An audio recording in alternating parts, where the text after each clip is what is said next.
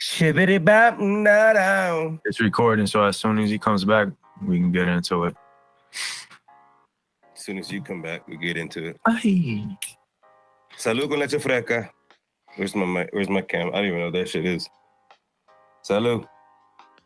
You ain't got no duty time after this, dog? I think I might. Give me a cheers, though. Oh, cheers, my man. That's right here. Yeah, I will. I just gave I drove my wife and her niece. So I got this new remote, right? On the recommendation of Ronnie. What is it? It's a Power A. It's like a cheap little remote, but it's a wired one and it has the little things in the back. You know what I mean? Like the paddles. Yep, that you can like press the buttons like that. And it's really good. It's like $40, and it's mad fast. Like I've been going crazy since I got that thing. Damn, $40 compared to the other one? Yeah, bro. And that's watch. Got like a little. Oh no, it's not on. But it's like a light up one. You can adjust like how deep the triggers go in the back. You know what I mean? It's pretty dope. But I definitely highly recommend it. It's gonna be a hard sell for me to spend $200 on the scuff after I got that for $40, dog. And then I got that. And I got that Amazon plan. You know what I mean? The insurance on it. Oh, true. Where if anything happens to it, they replace it. Yeah, that's that good shit. I just got a new keyboard and I got that Amazon insurance. Oh yeah. How's that one working out? Have you been playing on mouse and keyboard? No, but I want to. It's honestly, for me, it's the mental aspect of like trying to program my brain to have that coordination with my fingers, because it's just crazy. Because we have Junior who plays, and he plays like us on controller, and he's on mouse and keyboard, and it's just like he moves even better than we do, and it's just like to have that coordination. It's like a challenge for me that I just want to reach, to be able to just have that kind of coordination mentally. It's stupid, but that's like the main reason I want to try to learn how to play mouse and keyboard. Yeah. to me, it's just like not appealing, because it's like, even like the reason why I like Xbox, one of my boys actually he was like, yo, because I was deciding like Xbox or PlayStation, and I was like, yo, why do you have an Xbox? And he's like, I just like how the remote feels, like especially when playing Call of Duty, like it actually has triggers in the back. And I was like, oh yeah, that sounds like, it makes sense. And I like that, you know what I'm saying? Like it feels natural when you're playing the game. So I feel like the mouse and keyboard kind of takes that away from it, you know what I mean? Yeah, it's definitely, like, that Stray game that I got, the cat game? Yo, every time you post that, I be cracking up, dog. But it's crazy. It's like, explain to the people at home what this game is. So it's a concept like maybe Zelda for those Zelda fans, or even as simple as Luigi's Mansion, where you have this little, or even Halo, the campaign. The meows are incorporated little by little, but so you have this little AI robot pretty much just blabbering to you the mission. It's not, so it's like, what are you? You're a fucking little cat. So here's a challenge, right? So these robots are trying to like reach outside of their civilization because they think there's an outside, and guess who's the only creature that can get through these like newly infected streets? A cat. It's a cat. A cat is the only kind of creature that can get through here and accomplish these missions. So you have this full campaign mode as a cat, and you have to like do it. There's sometimes like if you run into a carpet, you can stop on the carpet and just like scratch the shit out of it as long as you want for no reason. Yeah, and the meows, you meow. This is, it's just like, it's a crazy concept, but it works. That's why everybody's on it. So you meow because there's these little alien like succubus that like attack you. You meow because they suck your butt? What are you talking about right now? They suck you butt. So it attracts them. So you attract them like to this part where you can like lock them in the cage, and he's like, just play it, man. Right? Just play it, dog. You gotta play it. But I couldn't tell my wife I was playing it, and then she saw on Instagram. She's like, "What is that?" It's like, "Oh damn." I forgot you follow me. No, that one. Look at it. Just looks so funny, like the little scene of like you controlling the cat. I don't know why. It's so funny to me, bro. Have you ever played a game like that? Nah. That's it. Maybe all of us collectively probably played every game type in existence. Once you played every kind of game type, something new like that is like, all right, it was fucking something different, you know? So check this out. For example, that Fallout game, somebody was like, yo, Fallout mad fire. I think it was Fallout 4. I don't even know. They're all the same. So like I'm in a bunker, right? And I'm a little kid. And then like I start walking down the hallway, I run into this kid, and then like the game's asking me like 4 options, like, are you gonna be sassy with the kid? Are you gonna walk away like a coward? Are you gonna tell him to get lost, Howard? Or are you gonna call your grandmother? Like, dog. And then it was like, all right, you gotta get past this part. I'm like, all right, I'm gonna get past this part. A little later on, Buddy is fighting giant cockroaches. Like, just a big cockroach. Like, I'm like, nah, dog, I can't play this game. It's like, it's too much. Like, if I'm playing, I want to do stuff that I can't do. I'm not trying to make decisions if I want to stand up to a bully or not. You know what I mean? Like, yeah. But those are I don't know. They're classified as those kind of games, decision-making games. You know, and every decision you make takes you on a new like campaign journey. So you can replay the game every single time, making different decisions, and it's a new experience for you. It's a whole new game for you. And that's how the developers were like, yo, we'll give these guys like 100 different ways to play this game, and they'll never get tired of playing it. That's why Assassin's Creed and all these random games, they last so long, because people are still replaying the campaign, just making different decisions. But I don't like that shit. I don't like those kind of games. You gotta like those kind of games. You know what I mean? Like even Assassin's Creed is fire, but like I can only get to a certain point with it. Like I never beat the game because it just gets to a point where it's like I'm doing the same kind of, even though you're different, supposedly it's the same kind of mission every time. Yeah. Starting it here, you walk at 700 meters over there, and then you gotta walk 300 meters over here and chase Buddy around the corner. Like it's the same mission every time. It's just in a different direction. Mm-hmm. Real quick, to wrap up this video game combo, I realized because I downloaded like Jedi Star Wars game, right? I want to get this like Harry Potter game. I downloaded Guardians of the Galaxy. I had Avengers. I had Spider-Man. It's Batman. It's all the same button combinations. It's all the same campaign stuff. You just have the characters move. So it's like, who's your favorite character? Play their game, and you're gonna love the whole game, because you play every game pretty much the same way.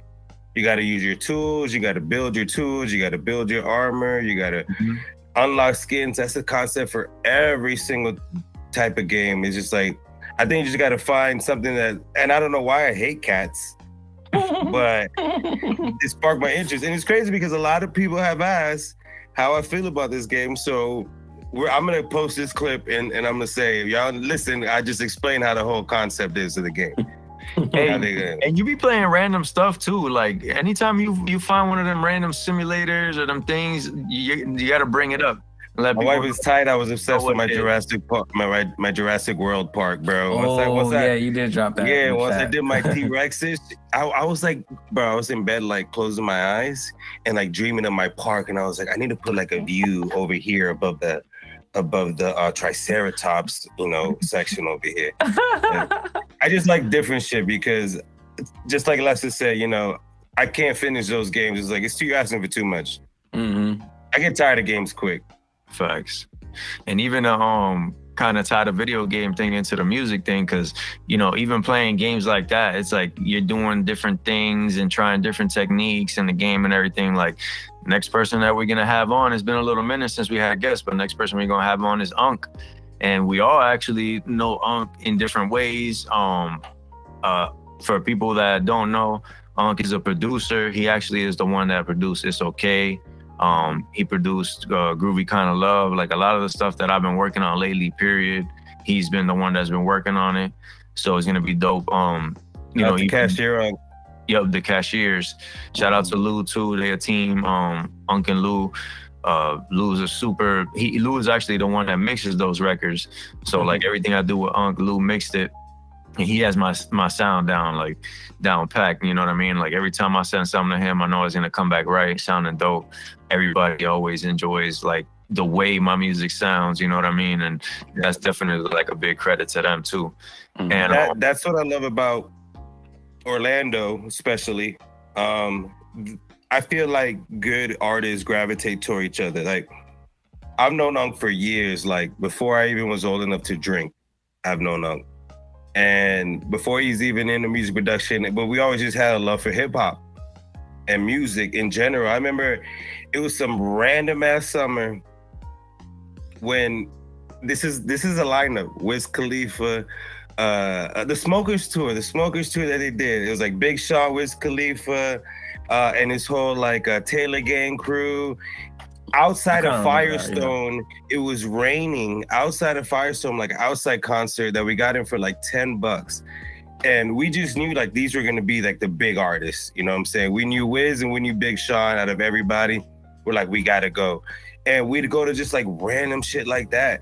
And then, so he got into music production, you know what I mean? He kept going.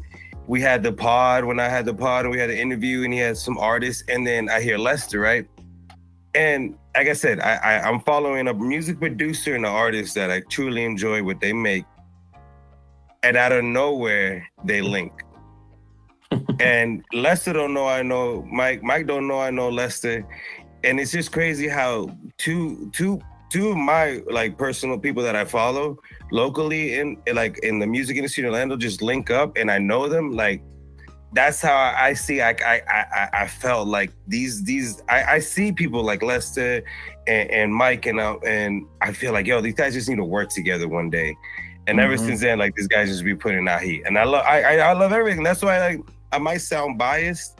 I repost everything. Lester, I tell you, everything sounds fire. But if I really liked your sound and I really like his sound, and y'all found each other without me even doing anything, like, it makes sense. Yeah.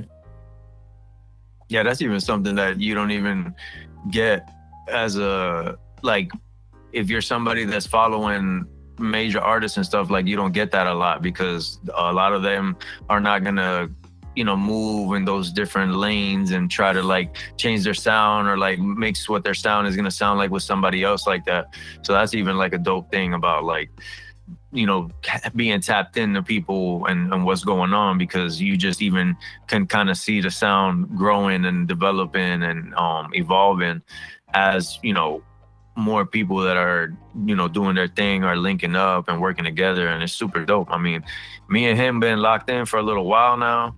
And you know, it was just like hand in glove the first time we linked up and recorded. You know, I'm pretty quick with the writing. He's pretty quick with the producing. So we just, you know, we be cooking up from scratch a lot of the times. Like, you know, every once in a while, I like for him to like send me like a pack so I could vibe on it and stuff. But like a lot of the times we just kind of go off of a vibe just because we're already at that point where we can work like that. You know what I mean? And it takes a while to get to that point even, you know what I mean? But if you know you're working with somebody that is like already gelling and it's like a smooth flow already, you know that it's worth it to keep growing that, because it's going to get to the point where it's like it's going to be so beneficial to both of y'all, you know? Facts. But yeah, man, you actually worked with Unk too, Quincy, and it's kind of like a crazy story, and it kind of and I'm just finding this out within like the last 4 days too. Another connection of two people who now I know just connected in a certain way. I had no idea, nothing to do with it, and it's just crazy. Like, yeah, man, it's just crazy to me. Yeah, man.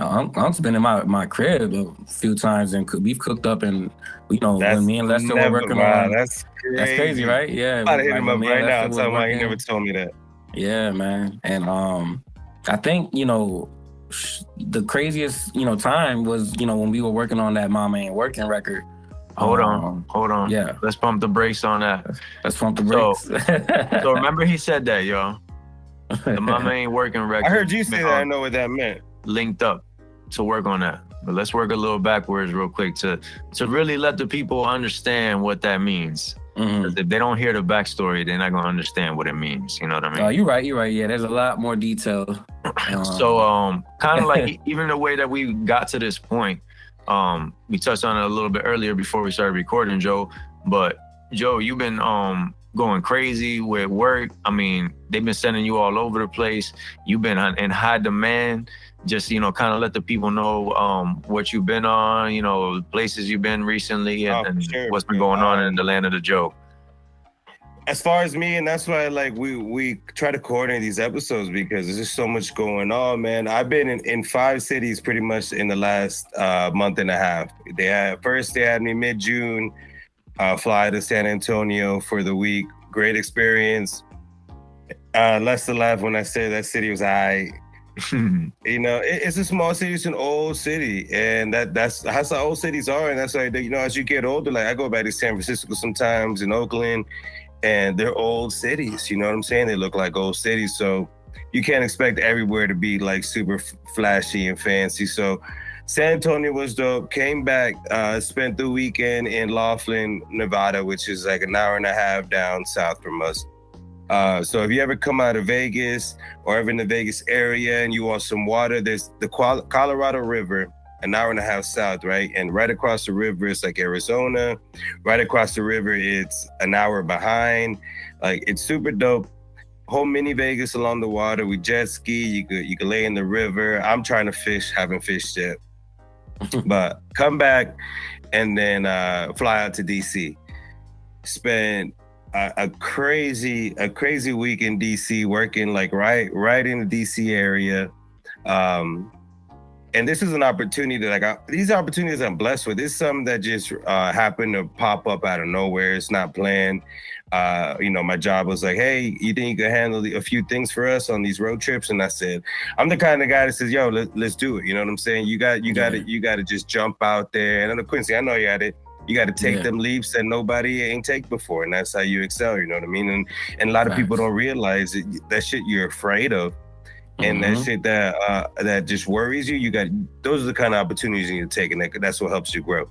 Yeah, and 9 times out of 10, that's the shit that opens doors for the next opportunity. You might not see the immediate gratification, you know what I'm saying? But now all of a sudden you got a connection, you know, or somebody knows you a little better, you know? Yep. Same thing. Come back.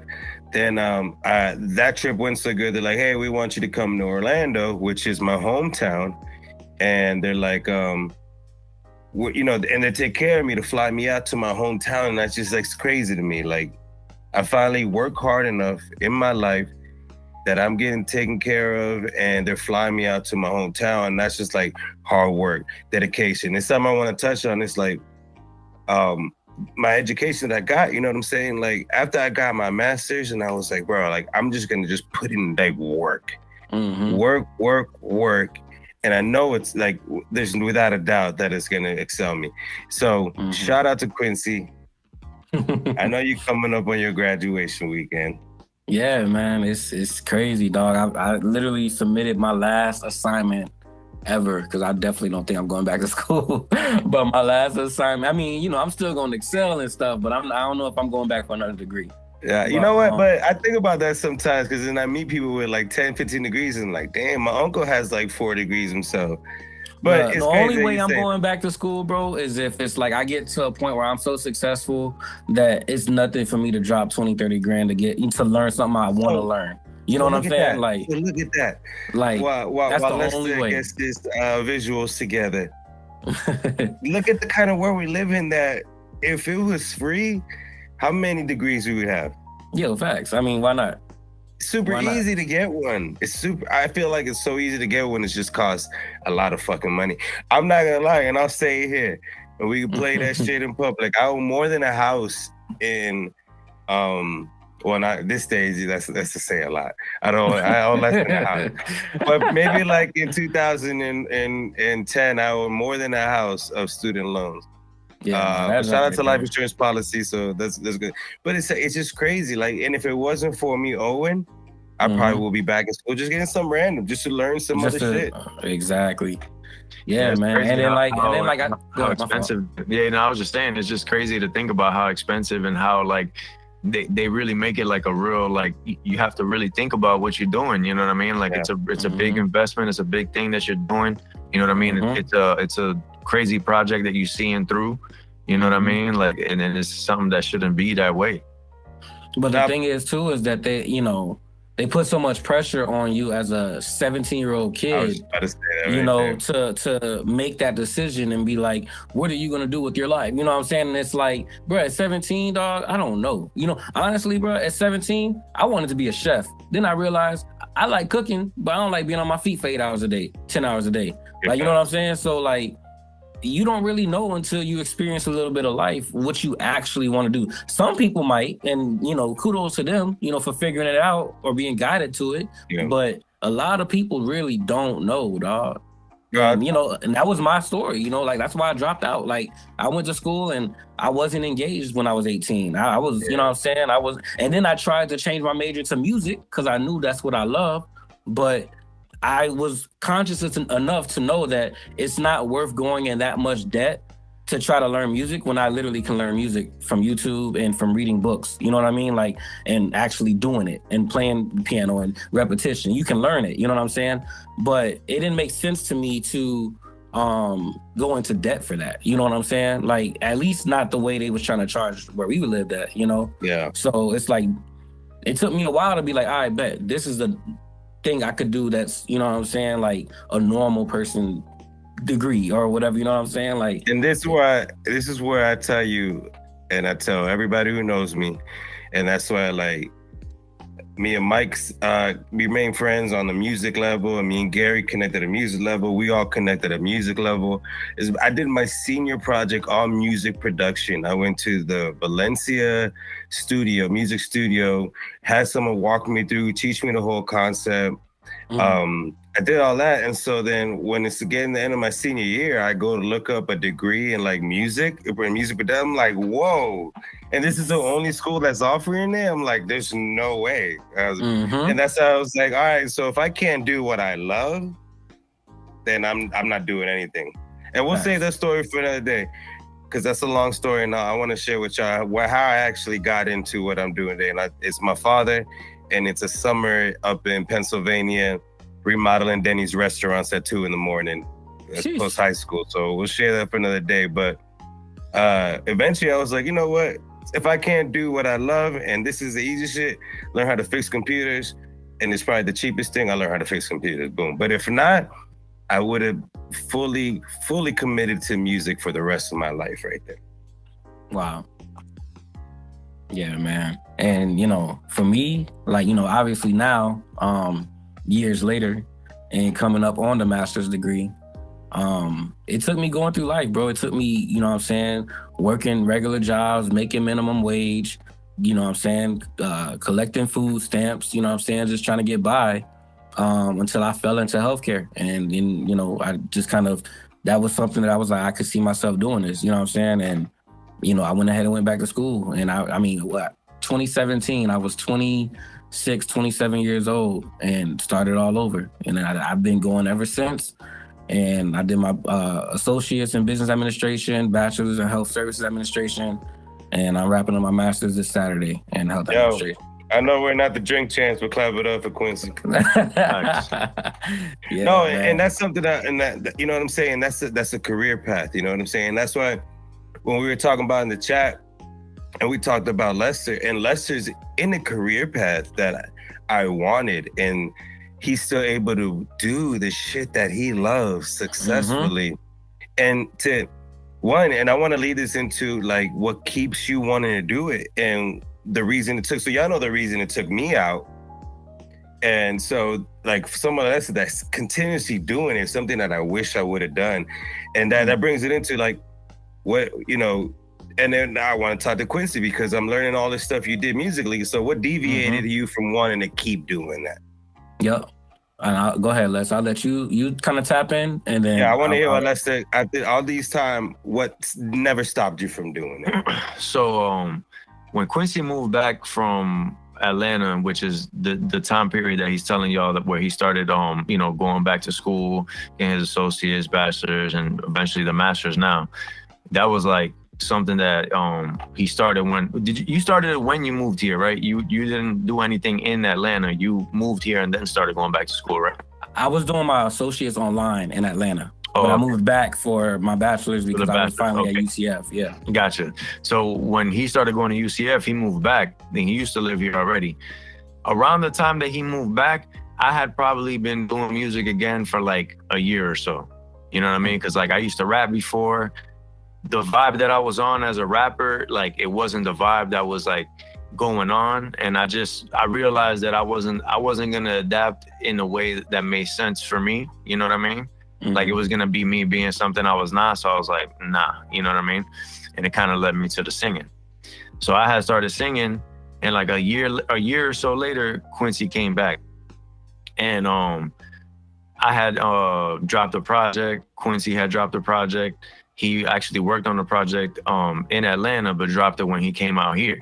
Mhm. And it was a dope project. It was sounding good, you know, well done. Like you could tell he put time and energy into it. You know what I mean? Mhm. And just knowing him already from before, and we had already recorded as kids, you know what I'm saying? Like in the neighborhood, like when we used to record, you know, with the sock over like the little The computer wire hanger. mic, you know what I mean? Yeah. And we was killing that in Wentworth? everybody. Yeah, in Wentworth. I mean, we was the bedroom gangsters, dog. Like Facts. if you would have heard them songs back in the day, you would have thought we was murking everybody in the vicinity 24/7. That's all you rapped about, Facts. guns and violence, even though you didn't do Yo, that. it was crazy. We was like 13 in there talking about how, yo, it was crazy. It was crazy. If those tracks exist, I want to hear them.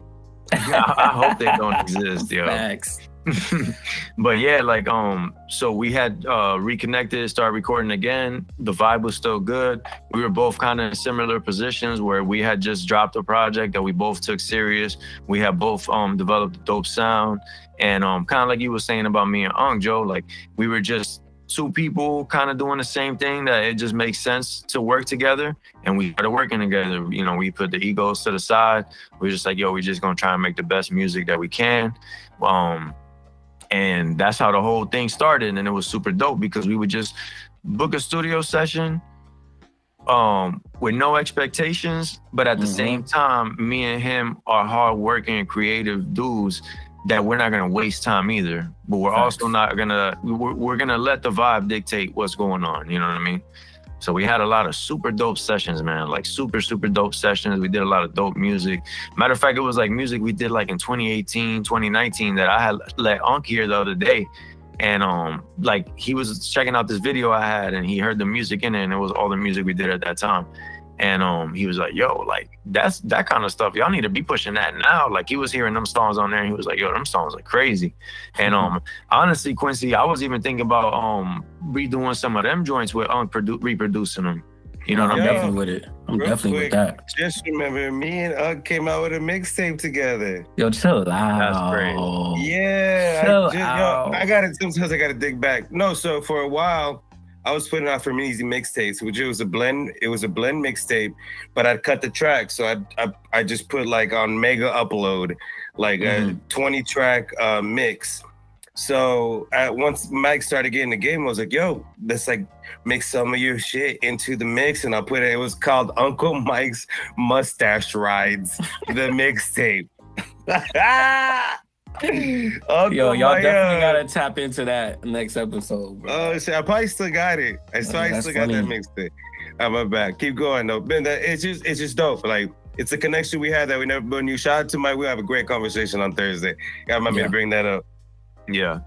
So so like we had a good vibe going.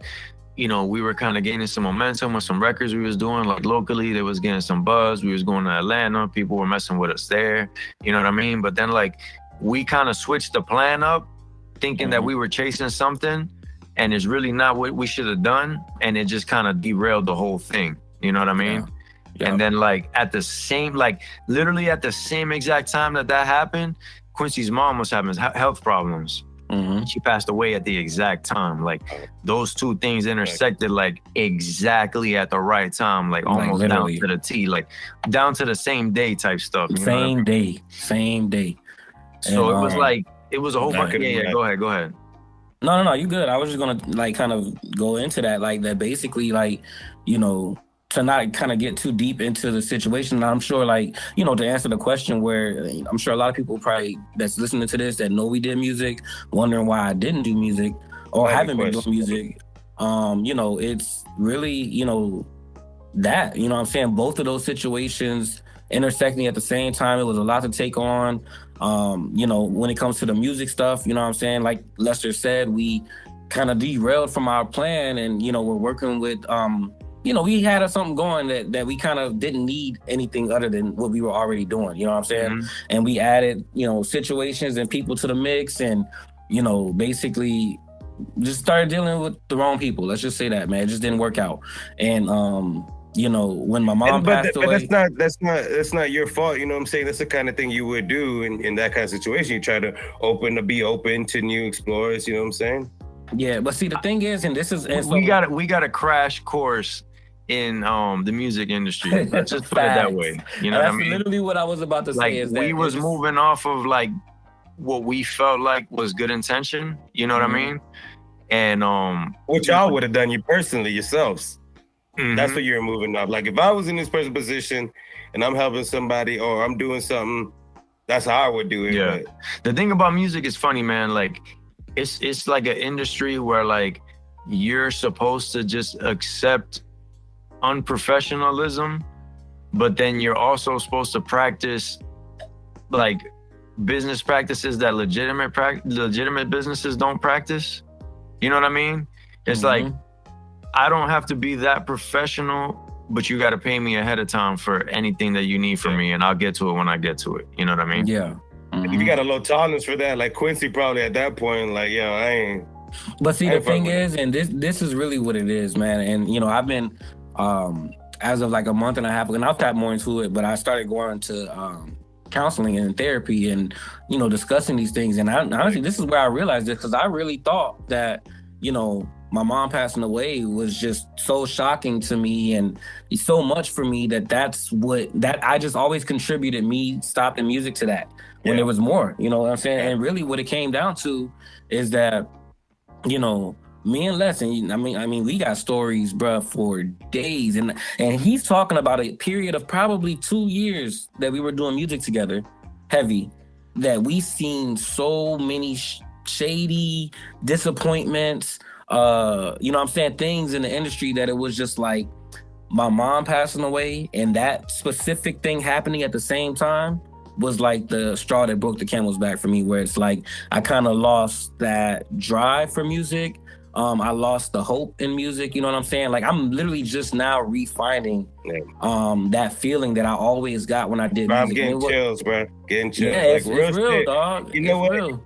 That's what you need to seek what that is. A lot of people wait their whole lives to answer that question when it's too late and live like such they could have lived such a better life if they would have just, like you said, just realize where it was coming from, Sometimes that's all. And that's why I'm a huge advocate for, cause I did counseling as a kid too, man. When, my dad was killed when I was a baby. So, I never knew why I had anger issues as a child. I had really bad, I would, just be tight all the time, ready to fight, ready to whatever. And I didn't know why. And, around the age of 11, I was in middle school. I think I was like 6th grade, 11 or 12. I got put into a grief counseling program. And, we did a lot of stuff that really helped me realize like why I was so mad. And until you can answer the why behind your personal issues, you'll never be able to solve them. You know what I'm saying? You gotta dig deep for that why sometimes, and that's kind of what I had to do in this situation too. I had to really figure out what it was that put a strain on the music thing. And like, now it's just getting back to that 14, 15-year-old Quincy that was pacing in the studio with his phone writing music. It's like just falling back in love with it. You know what I'm saying? Rather than the business side. And I think the three of us can relate to is just being in a setting.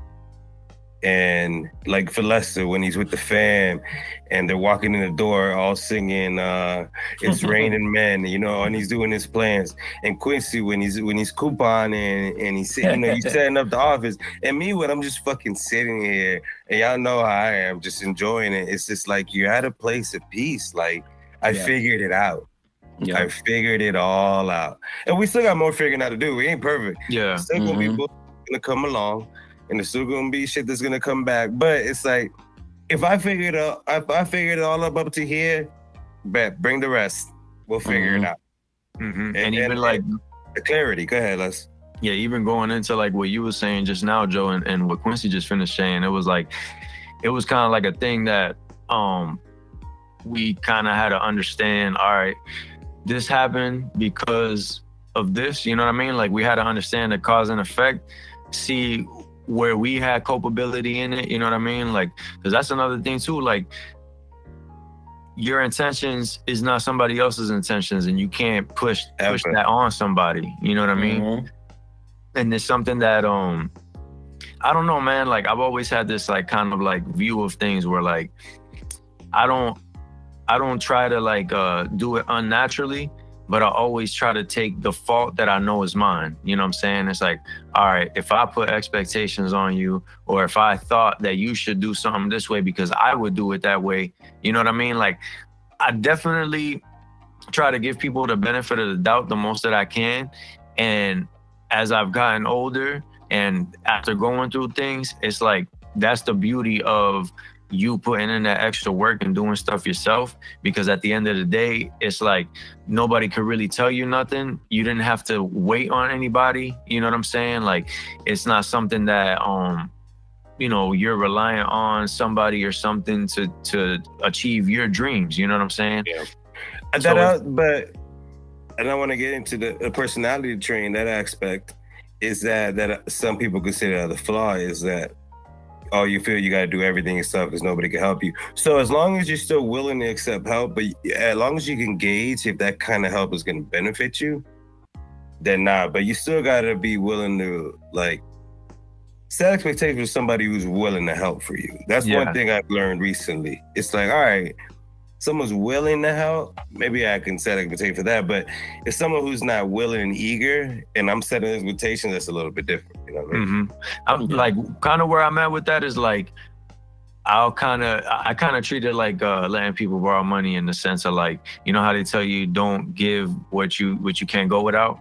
You know what I'm saying? Mm-hmm. That's how I am with, like, for example, my time, you know, different little things and stuff. Like I'll give you the benefit of the doubt, and if you want to do this with me, all right, cool, let's go. You know, like for example, even like us recording this thing, like if I would have said, yo, y'all want to do a podcast, and y'all was like, yeah, I'm down. And then the first time we was gonna go to record, you know, everybody stood me up. I wouldn't be mad. I'll just be like, they ain't that serious about it. On to the next. You know what I'm saying? Yeah. Like some people might take it like, oh man, these guys, you know, this and that, and this is the reason why I'm never starting a podcast, is because these guys don't show up when I'm trying to record this and that. You know what I'm saying? Like, nah, like if let's say you're a person that you really want to do a podcast or whatever, you know what I'm saying? You do it, you know what I'm saying? If the people come later on, you know how it is. That's how it is with everything anyway. Like people gonna come later on after you already built the foundation. That's one of the main reasons that. So when I had the podcast, I had a couple guests, and I was like, yo, this flow is crazy. Like, would you be down to do it permanently? They were like, nah. So that's when we did our first one, our first couple words, and Lester was like, yo, this is like a pretty good flow. I'm like, yes, because I knew exactly what he was thinking. Like, yeah, that's it. That's the last piece right there. Boom. And we could just keep content flowing. We're growing. People are learning more about us, or seeing, like, I'm learning more about y'all. In general, like I literally heard 2 stories from each of y'all that I've never heard before, and it's dope. And there's not many people giving these kind of stories and this raw material without worrying about what's going on socially. You know what I'm saying? Pop culture. And it's just like that this is the difference maker. When I listen to everybody else's shit personally that I know, or celebrities that I know, certain people get me, but certain people, like y'all are saying the same stuff. Like I don't need to listen to that. Yeah, it's not too many perspectives, introspective, you know what I'm saying, like takes on things. And what I will say, to kind of bring it back to the Mama Ain't Working. I was good. Yes, let's go, because I was gonna say we still gotta hear Mama Ain't Working. We actually that's literally the perfect way to get back to it. So